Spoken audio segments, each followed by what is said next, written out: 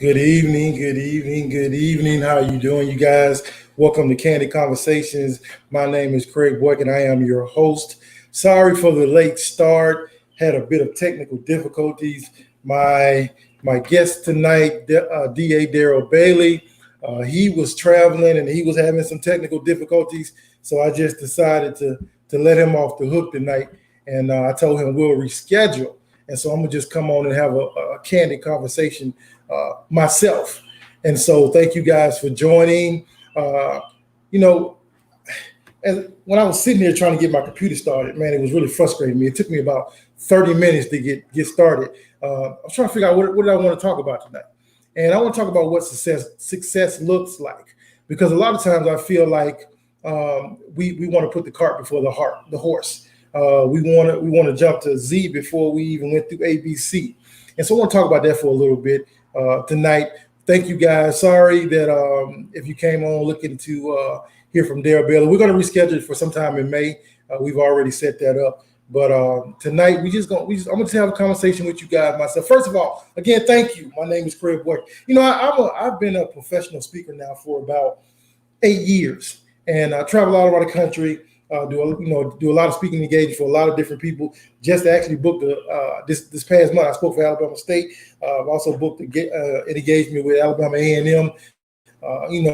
Listen, that's big time because growing up, those were the two major colleges in Alabama, and it didn't start out like that though. Many moons ago, I was a product of a broken home.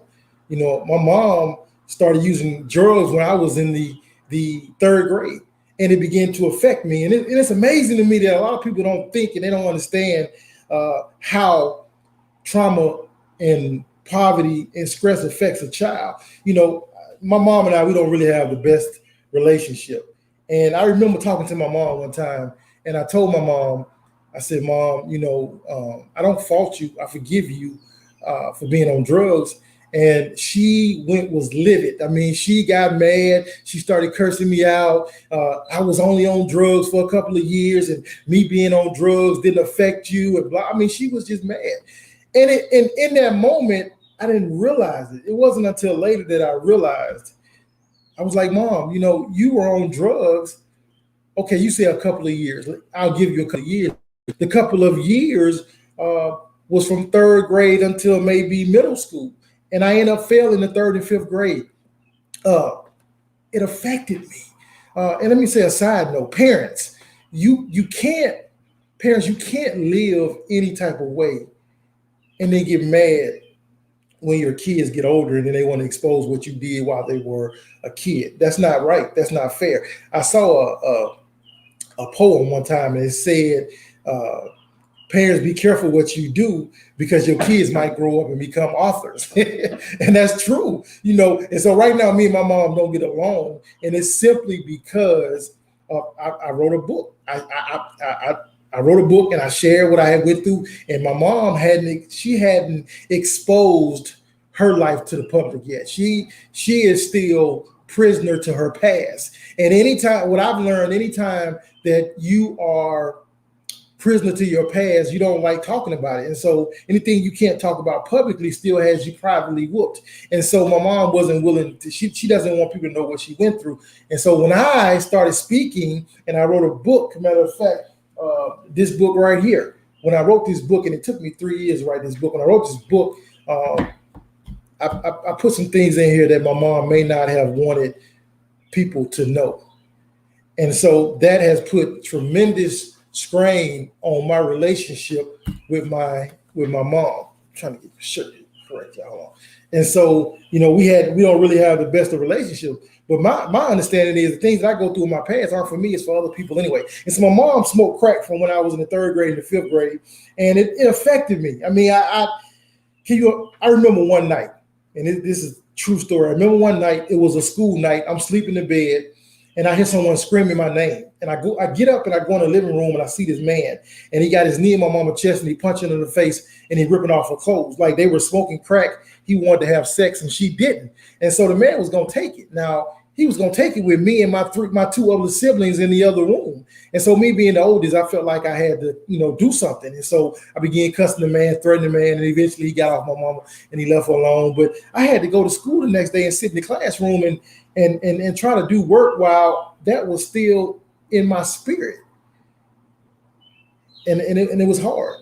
And I promise you, I think that was the day that I got turned off with education. And so I ended up failing third grade. I failed in fifth grade. Then I got to middle school and I started playing sports. Now, I didn't get in trouble in middle school because I was playing sports. I also wrote a book called The Athletic Trap, which is why black males fall in love with sports, not education. And that was kind of me. That sports gave me an outlet. It made me feel like I was someone. Every human being that comes into this world with a desire to be loved by their mom and dad. They want to feel like they're a part of something. And if they don't have validity, if they're not validated, they're going to become validated. And some young girls are going to become promiscuous and think that I got to give myself to every boy because that's how they validate me. Boys might join gangs or they might play sports. You gonna get validated some way or another. And so sports kind of helped me in middle school, but then I got to high school, I was 2 grades behind. And I was sitting in that classroom, I'm 6'3", I'm in here with all these little kids and I can't read, and it just got to be a bit much. I felt like the teacher was a bully. And so one day I dropped out. This is what success looked like. I'm painting the picture for you. And so when I dropped out, I went out in the real world and I got me a job at Subway. Then I went to Burger King, then I went to McDonald's, then I went to KFC, then I went to Pizza Hut. And what was happening was I'm jumping from job to job because I'm working hard. And I get my paycheck, and my paycheck don't necessarily resemble the hard work. So I quit, go get another job, Then I end up meeting this young lady, and I'm being transparent. I met this young lady, and she was a professional dancer, an exotic dancer, a stripper, whatever you want to call her. And we end up moving in together. Now, she already had a 4-year-old daughter. And so when I met her, I instantly became the stepfather to her 4-year-old daughter. This is what success looked like. And so I remember we went and opened up this checking account, and I got these checks, and this is the God honest truth. I got these checks. Now, no one ever told me financial literacy. I ain't know nothing about no balancing no checks. I didn't know how checkbooks work. All I knew is I had a checkbook, and my grandma used to have a checkbook, and my grandma, she had money. So I'm like, man, I got a checkbook, man. It's on and popping. And so first thing I did was I went to Walmart. And I'm walking around Walmart and I'm shopping and I'm putting stuff in my buggy. Now, this is what success looks like. And so I'm putting stuff in my buggy and I get to the front. And now I only had $80 in my checking account. That's all I put in there. And so I get to the front, I'm getting ready to check out, and the lady's ringing up my stuff. And she's like, beep, beep, beep. And all of a sudden she get to about $70. And I'm looking at the buggy. And I'm looking at I'm thinking in my head about my bank. I only got $80. And I still got a whole buggy full of stuff. And so the lady's still ringing it up. She's still ringing it up. And she got all the way up to $150. And so now I wanted to say, ma'am, can you put that back? Can you put that back? But people started coming behind me in the line. And if you know anything about men, a man's ego is very fragile.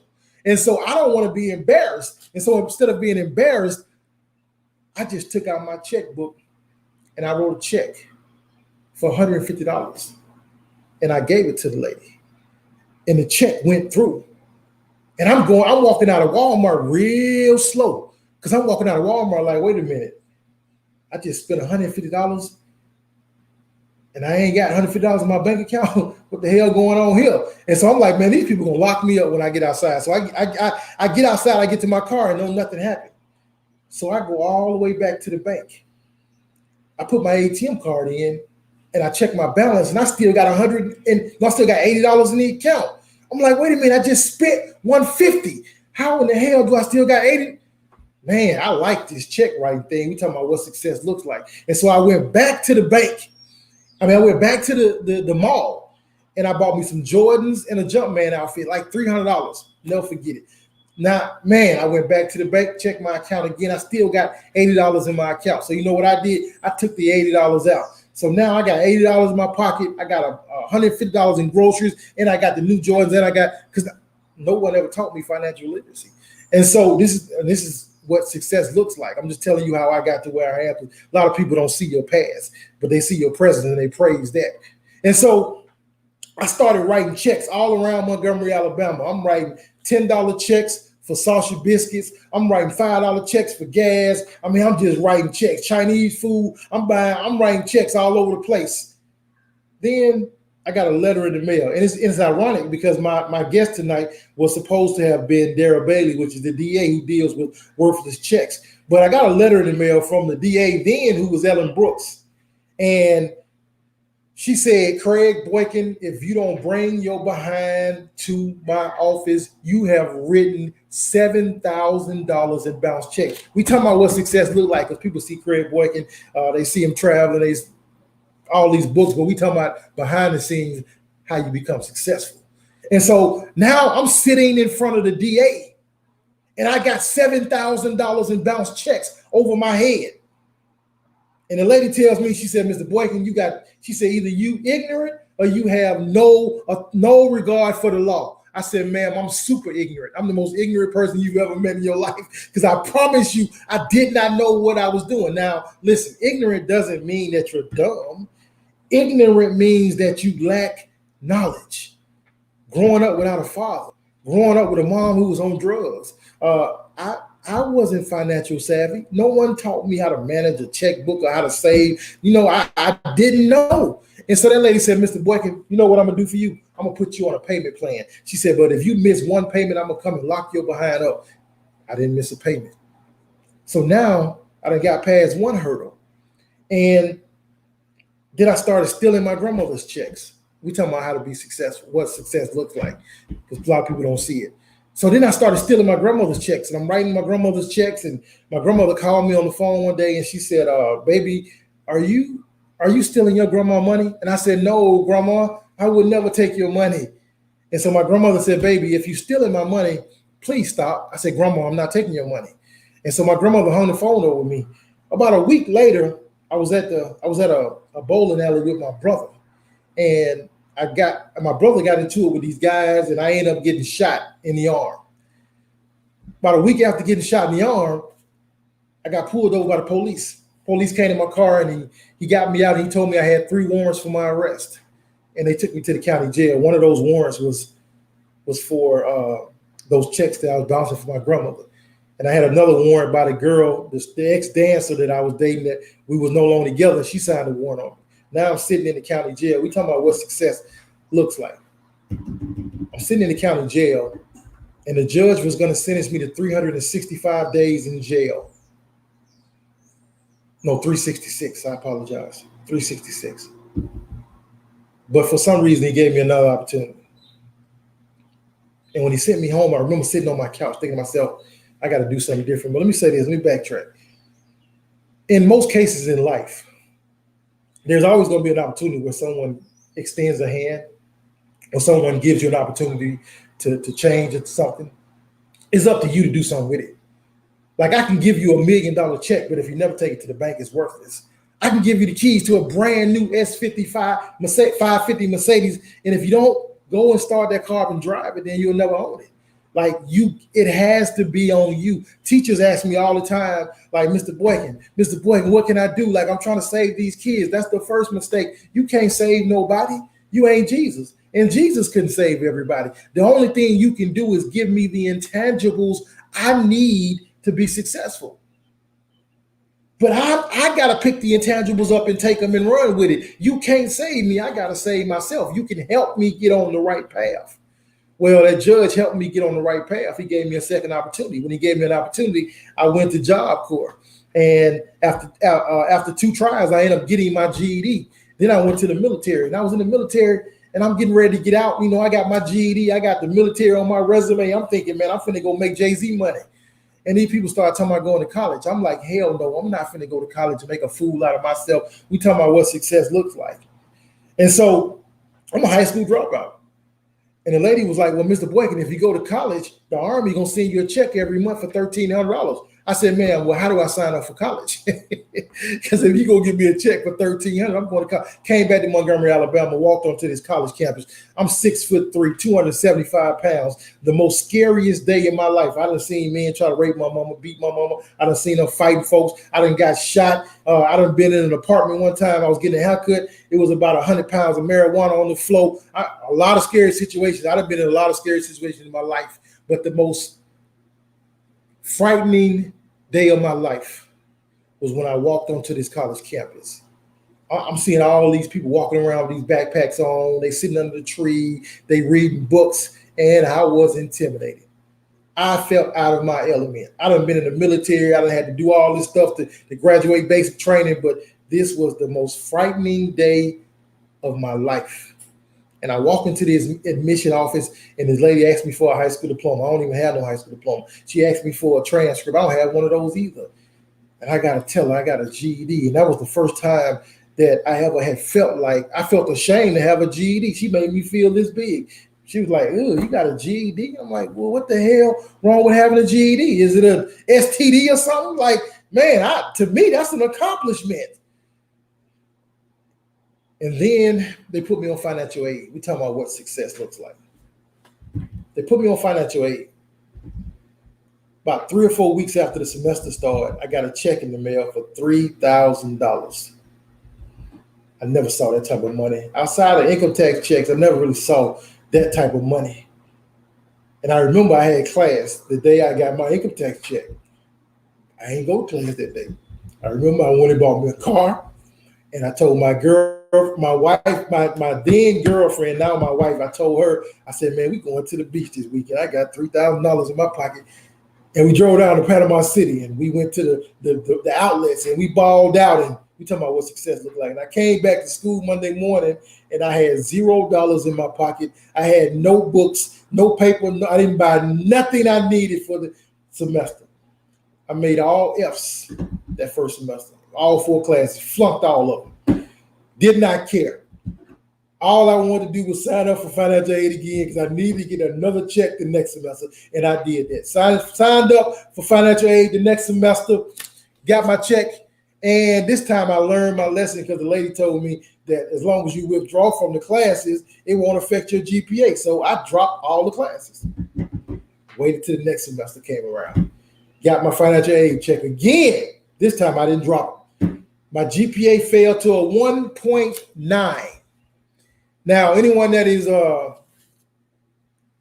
understands college, you understand once a GPA falls below a 2.0, we're talking about what success looks like. Once a GPA falls below a 2.0, you can no longer get a financial aid check. They call me in the office, they tell me this, and I felt like somebody shot me in the gut because I was living off of these checks. I was looking forward to these checks. Well, the only thing that saved me was the fact that the VA was paying for me to go to school. And so I got serious about college. I ended up turning it around. People always ask me, Craig, like, how did you go from a GED, from dropping out to graduating college? Well, I remember 2 things happened. I saw up on the billboard, they were giving away books. You could sign up and you could win a free book. And I'm a college student. Anything free, I'm signing up for it. So I put my name on the list. And somebody called me on the phone and said, "Hey, Mr. Boykin, you want a free book. Where can I meet you at?" And I was like, "Really?" They was like, "Yeah." And the book was called Lead Like Jesus. I had just given my life to Christ. And so this book was interesting because I was a business major. Here I am. I just got saved. And here's a book about Lead Like Jesus. This is the first book that I ever read in its entirety. And I read this book, and I was, and man, then I was sitting down at a table one day, and there was this guy named George. This was in 03, 04. And there was this guy named George. I was a freshman. George was a senior, and he was majoring in information systems. And I'm sitting across from this guy, and he looks at me, and he said, "Man, you a business major?" And I said, "Yep." He said, "Can I help you with something?" I was like, "Man, yeah, go ahead. What's up? Tell me what." And so George went through every class my freshman year, every class my sophomore year, every class my junior year, telling me which teacher to stay away from, which teacher to take. Like, man, it was almost like it was God sent. We're talking about what success looked like. And it helped me tremendously. I ended up graduating undergrad. Then I went and got a master's degree, and I got another master's degree, and then I started working on my PhD, and then I started speaking professionally. But we're talking about what success looks like, because failure is always a part of success. Haters is always a part of success. And it's amazing to me how those two things, people shout, they don't want them. Like they get mad when people hate on them, and they get mad when they fail, or they get depressed when they fail. But listen, I've never learned anything from succeeding. I always learn in my failures. I've been married 18 years, and I've learned more from our failures. I've learned more from our arguments than I've ever learned on a day when we just sitting around, everything is happy-go-lucky. Like, listen, people don't hate on people that aren't doing anything. If you don't have any haters, then you might need to check what you're doing. I'm a professional speaker in Montgomery, Alabama. So I do a lot now. In the beginning, I didn't, but now I do a lot of speaking in Alabama. But there's this conference they have in Alabama called the Mega Conference. That's where all the educators in Alabama meet up every year. And I've gotten questions. I've been speaking there probably 3 or 4 years now. And I've gotten, every time I go, my sessions are blown. People standing around the walls. Matter of fact, last year, those people stood in line outside of my session 45 minutes before the session was over. That means 15 minutes after I start a new session, there's a line all the way around the corner for my next session, because they were in demand that much. But what's crazy to me is that someone came to me, not last year, but the year before last, because last year was COVID. Someone came to me and told me that they didn't even want me at the conference. Someone came to me and told me that one of the top dogs said that my session wasn't relevant. So I told all my conference participants this. I said, listen, I said, some of the powers that be don't really think that I should be here. They don't think that there's any relevance in my session. And if you see relevance, please put it on evaluation. Man, them people were, they told them evaluations up. Like, this was the best session, most relevant session. And I'm not tooting my own horn. That's not what this is. I don't need that. But I'm just being honest of what was being said. And it's crazy because we talking about haters and we talking about what success looks like. So the person and this person doesn't like me. I'm talking about, I was speaking at a conference one time, and the lady came up to me afterwards, and it was this very person, and she said to me, you know who I am? I'm like, no. And she was like, I'm such and such. I'm like, oh, you the lady. Because this lady actually called me on the phone one time and gave me like an hour lecture about what I'm doing wrong and how I need to do this and how I need to do that. And I mean, just trying to change I'm like, man, if I change and do that, then I'm not Craig Boykin. My material is original. Like, my content, I've been doing this for 8 years. So anyway, this woman is actually like maybe 2 or 3 positions below the state superintendent. And again, we're talking about, I've learned that you can tell the assignment that God has on your life by the level of individuals that come up against you. This woman is 2 or 3 positions below the state superintendent for the state of Alabama. She hot, she up there, and she don't like me. But guess what? I'm still going to be at Mega Conference again this year, because when God ordains you, I don't care how people try to come up against you, they're not going to be successful. I don't care how they try to block you. When God puts his hand, his stamp of approval on your life, ain't nothing anyone can say or do about it. Now, I'm appreciative, and I'm not dogging this lady, man. I appreciate her. I love her. I ain't got no problem with her. But if you want me to change my content, then you want me to change my presentation, because my content is about my life. My content is about what I went through. And see, if you ain't never went through what I went through, if you ain't had no mama on crack and you work in the educational system, you ain't gonna understand how what I'm talking about is relevant. You came from a white picket fence. You got a mama and a daddy. I ain't really have either. You don't know what it feels like to sit in class with a man trying to rape your mama the night before. Now you got to sit there and try to be engaged. You don't know. So, of course, it's not going to be relevant to you. We're talking about what success looks like. Because it has not been easy. In the beginning, I was sending out maybe 5,000 emails a day. And when I consult people, I don't charge them anything. But when people call me and they want to talk about how to get into the speaking game, and I consult with them, and I tell them, I said, man, listen, all speakers, a majority of speakers probably at one point in their career, they've done this. I used to wake up at 7 in the morning. We didn't have any kids then. And I would send emails to principals, counselors, assistant principals, superintendents. I sent emails out about 5,000 a day. Most of the time, I didn't get a reply. But every once in a while, I would get somebody tell me, take me off your mailing list. Or I would get somebody say, how did you get my email address? And and these are professional educators, like just coming at me crazy. And so we talking about what success looked like. I remember when I wrote this book, and I was speaking at a conference, and a teacher purchased my book, and she sent me an email. And I almost quit speaking after this one. And we talking about what success looks like. And I'm just being transparent. She sent me an email and she said, Mr. Boykin, you are a phenomenal speaker. She said, however, your writing is atrocious. She said, I found numerous grammatical errors in your book, and I'm highly disappointed.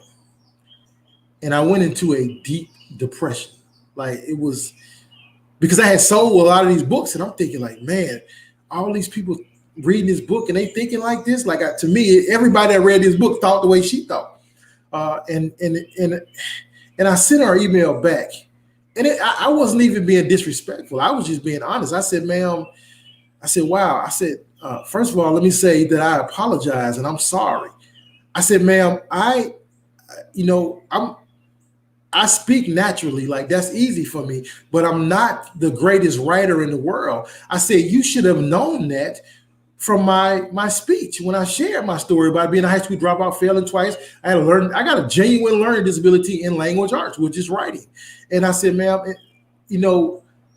I'm open to constructive criticism, but maybe you could have written me an email and said, Mr. Boykin, let me help you work on editing this book, or let me point you in the direction of someone who can help you editing this book, because I want you to be well-rounded in all areas, not just speaking.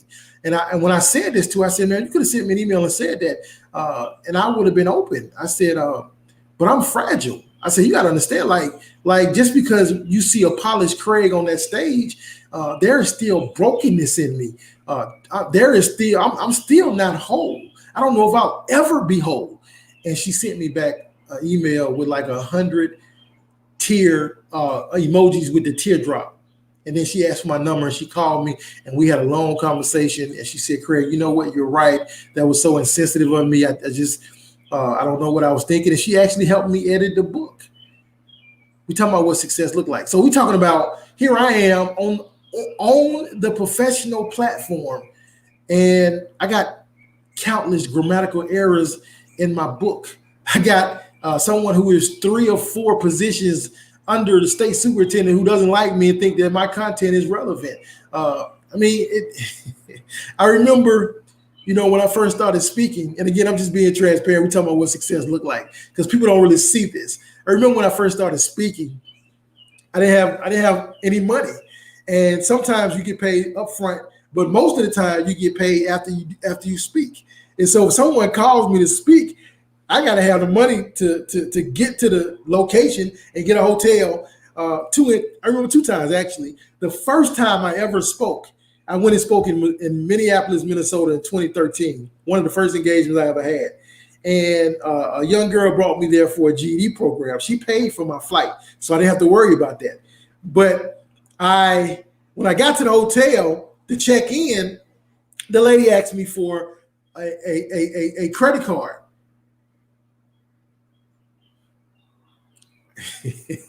I was like, ma'am, all I have is a debit card. And she was like, well, we can use a debit card, but we're going to have to hold $100. I think it's like $20 on my debit card. So I had to run back outside and catch the lady that brought me here for the GED program. And she came in and put her credit card on file. But again, we talking about what success looks like because people don't see this. Like, man, you just see the lights and the glory, man. But people go through so much to get to the point where they look like that. And some of them that's there looking like that now still hadn't gotten there. And so I remember another time I went and spoke somewhere, and it was like one of them prostitute infested, rundown, in the hood, cheap motels. It wasn't even a hotel, it was a motel, like $19.99. Like that's all I could afford to pay. And so I checked into the hotel, and the people from where I was coming to speak, they kept calling me. They was like, Mr. Boykin, are you here? And I'm like, yeah. They're like, where are you staying? And I'm like, I got me a hotel downtown. Like I'm literally lying. Like I got a hotel downtown. And she was like, okay, well, send me the address and we'll send a car to come pick you up. Now look at this. I'm staying in a hotel where there's probably prostitution and drugs being sold in the next room. And these people want to send a car to get me to take me to the speaking engagement. And I was like, I got to rent a car. I'm texting. I got to rent a car. Don't worry about it. I literally did not want to tell these people where I was staying because I did not want it. I didn't want them to come pick me up from there because they had this perception that I was something different, which, I mean, my speaking has nothing to do with where I'm staying, but, most speakers don't stay. All these big time speakers that I see, they in the Ritz-Carlton and the Hilton and all this. And here I am staying in this Roach Motel somewhere probably in the hood. And so we talking about what success look like. Man, listen, I've been through a lot. I make good money. Like people call me, I make good money, but it was a process getting to this point. It's not going to happen overnight. It's not going to happen overnight. And I'm gonna be honest with you. You can reach out to all the successful people you want, whether it's an author, it's a speaker, it's a rapper, or whoever. Most people ain't gonna keep it real with you. Most people ain't gonna give you the ins and outs. They ain't gonna give you the real nitty gritty of how they made it. Why would they? Because if I put you on game, if I tell you what I went through to get put on, what I did to be successful, and you make it, now you become my competition. I see a lot of ads right now, a lot of them on Facebook of people who talking about they the number one motivational speaker, or they six-figure speaker and come through this training. And I'm thinking to myself, people are real naive. They playing on the fact that you hungry, first of all. Second of all, think about it like this. The reason that they doing that is because they got to generate money because they ain't making no money. They ain't got no money coming in because in most cases, people that only spoke to juveniles, youth, kids, those presentations weren't going on in the school this year. And I've had a couple people that reached out to me that was inquiring about kids, but really they want you to be there in person with the kids. So I've done a lot of teacher presentations during the COVID, very small number of kids presentations, student presentations. And so the reason they're doing that is because they're trying to generate money. And so they don't have making you think that they got it all together and they want to help you when really they just trying to generate money, man. It's a game. I reached out to 3 people when I wanted to figure this thing out. I reached out to Les Brown.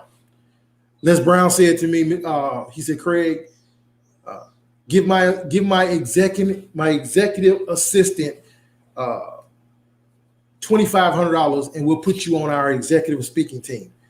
I'm like, man, what? Like I had to catch myself because I'm like, bro, where in the hell am I gonna get $2,500 from? Like I'm literally sleeping on somebody's couch in Atlanta trying to find my way, and you talking about I don't have $2,500, Brown. Like you come on, man. I'm a young brother with a story. Like I got the intangibles. Give me. That man said, if you ain't got $2,500, sir, you have a nice day. I went up to two prominent judges, TV personalities. Not gonna say their name. Both of them black. One of them male, one of them female. And I said, here's my book. Like I was literally chasing the female judge personality on TV with this book. Like I chased her. She was in the airport and I'm running behind her and her assistant got her bags and I got my bags. And when she stopped at the gate, I gave a whole pitch in about 20 seconds and I shoved my book in her hand and I said, please read my book, ma'am. I said, I got a story to tell. Never heard anything from her. Went up to the guy, the man judge, the black male judge, and he looked at me and he said, sir, I'm gonna be honest with you. He said, if you're trying to make it, he said, no one that looks like you is gonna help you. He said, if you want to get some help, you're gonna have to find somebody this color right here. And he got on his plane and he left. And it was in that moment, you know what I realized? I don't need nobody. And I told God, I said, God, if you help me figure this out, I'll never charge anybody. I'll never blow anybody out. We're talking about what success looked like. And it literally took me 7 years. I spoke for 7 years without making a dime. Now, biblically, the number 7 is the number of completion. Most times in the Bible, when God wanted you to go through something, it was for 7 years. Because after that 7-year period is over, you've proven in your heart that you really want to do this. Think about it. I'm having to juggle. I'm working a regular job. I'm taking speaking engagements. I'm missing days at work. You know, I got to take care of home. 7 years. And then at the end of the 7th year, I went to my wife because that's my partner. And so I got to make sure she's on board with me. Because listen, chasing your dreams when your woman ain't on board with you is a recipe for disaster. If she ain't holding the vision, if she ain't running with you, it's gonna be hard. It's gonna be hard. I remember I was talking to a young brother, and he was telling me he had drove from another state to Alabama to do a speaking engagement, and he was telling me how his wife really wasn't on board, and they was arguing and fighting, and the money was tight, and he chasing his dream. I'm telling you, if your woman ain't on board with you, it's rough. It's rough. Same thing with a woman. If your husband ain't on board with you, it's gonna be rough. You got to make sure your spouse buy into what your dreams are. So it's a great idea to communicate them beforehand. And so I sat down and I told my wife, I said, I've been doing this 7 years. I started in 06 at a county jail. I said, I'm starting to get at least 1 or 2 speaking engagements every week. And my job starting to say it's conflicting with them. I said, I think it's time. And I left. And then I left my job, and all of October was booked. November, I had nothing. December, I had nothing. I had nothing all the way up until about the end of January, and then it started to pick back up. And ever since then, I've taken off up until COVID. Now, what happened was I didn't understand that in my profession as a speaker, there are dry seasons. And that dry season is really November, at the end of November and most of December, because everybody is Thanksgiving, Christmas, and then the beginning of January it'll pick back up. But I didn't know this. I was new to the profession. We're talking about what success looked like. So here you have a product of a mother who was on drugs, no father. I failed twice in school, 3rd and 5th grade.